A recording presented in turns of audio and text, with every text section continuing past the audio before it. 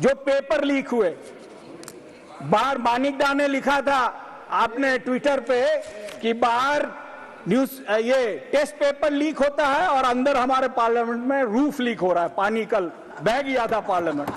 ये है मोदी सरकार, मोदी है तो मुमकिन है।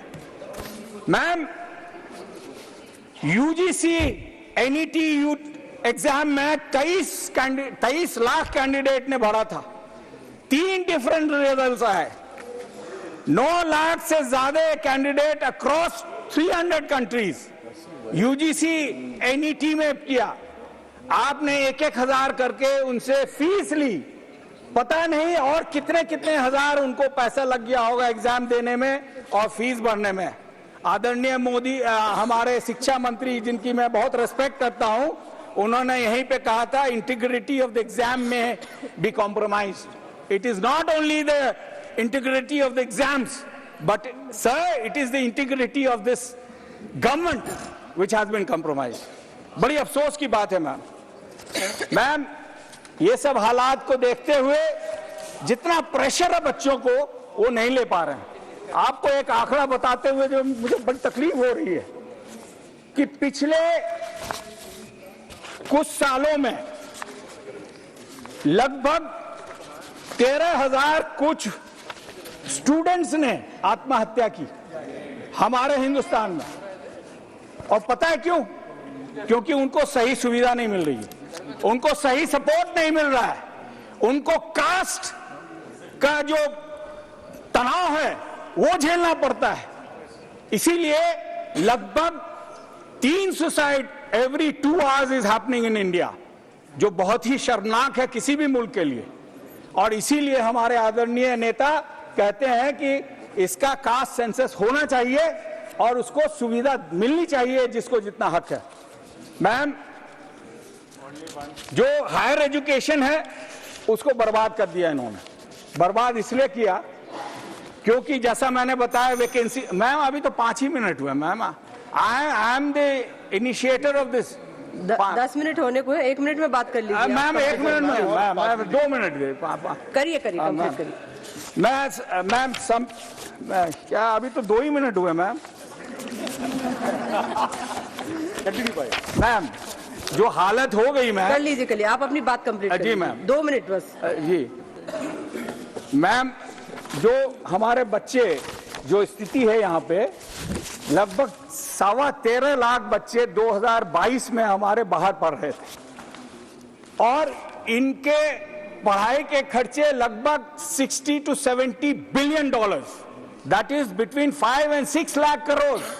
और आपने हायर एजुकेशन में कितना दिया? 47 लाख करोड़, 47,000। तो 12 गुना से ज्यादा मैम हमारा पैसा बाहर जा रहा है। अगर वो हम यहां खर्च करते तो हमारे बच्चे नहीं जाते।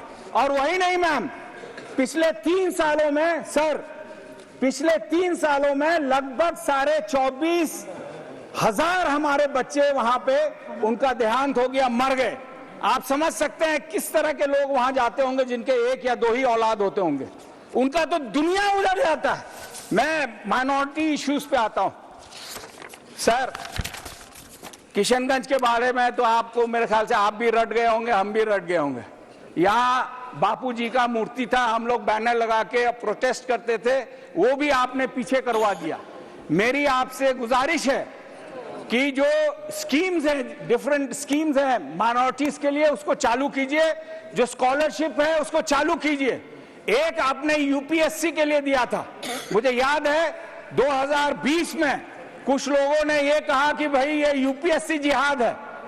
4% मुस्लिम कैंडिडेट वो उसमें पास किए थे और आबादी हमारी 15% है, और आपने वो स्कीम बंद कर दिया। मैं चाहता हूं कि उसको चालू करें, क्योंकि उसके बाद क्या हुआ कि अगले साल वो 4% घट के 3.6% हुआ और उसके अगले साल वो घट के 3.1% हो गया। Sir, we also have as much intelligence as anybody else. We can contribute as much as anybody else in this country, and we have contributed. So, इसीलिए I appeal to you, sir, that you should not discriminate. I know this government stands on discrimination. It stands of anti-Muslim, anti-SC, anti-Dalit, anti-student, anti poor sentiment जगा के ये राज कर रही है। अगर हम मुस्लिम ना होते आपके हिंदुस्तान में तो बीजेपी का तो खाता ही नहीं खुलता। पास में एक मुल्क है, उसका नाम लिए मैं बताना चाहता हूं sir, 1 last minute. Foreign students में 13.25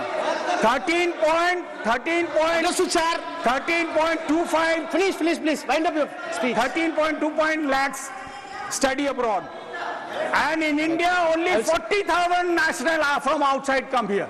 ये बांग्लादेश की बात बहुत करते हैं, बांग्लादेश का जीडीपी हमसे बेहतर है, और वही नहीं, हमारे यहाँ के बच्चे 9,500 वहां पढ़ते हैं और उनके सिर्फ 2,2600 बच्चे यहाँ पढ़ते हैं, और आप कहते हैं बांग्लादेश चले जाओ।